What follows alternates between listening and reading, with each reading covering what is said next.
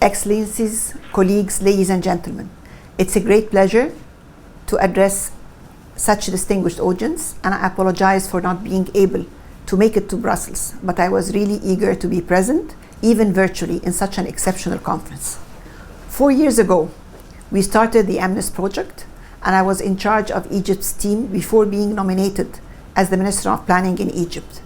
And now I'm very happy and honored to be part of this advisory board, and above all, to be part of this big, distinguished family of EMNES. Despite the very challenges we faced at the beginning, I was extremely happy to see what we achieved today in terms of research, publication, referee journals, reports, survey, and most importantly, policy papers. I'm proud to see that EMNES now is a well-established network of researchers from both the two shores of the Mediterranean, who are collaborating to answer questions that are relevant for the design and implementation of economic policies.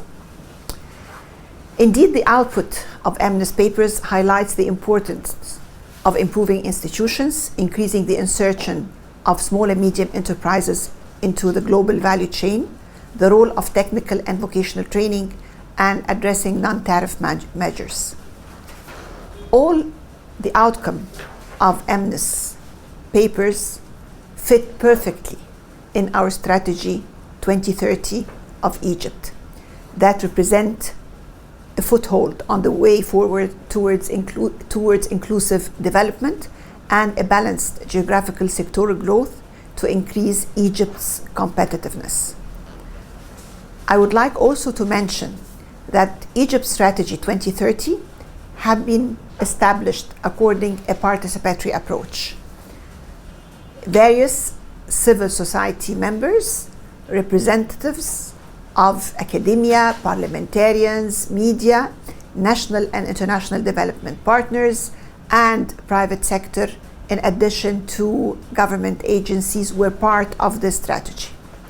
All these have collaborated to set comprehensive objectives for all the pillars in the Egyptian sectors. This is exactly what happened at the EMNES, since all policy recommendations that are proposed or will be proposed during your conference were conceived and developed through a participatory approach involving different stakeholders and researchers, and several discussions and workshops.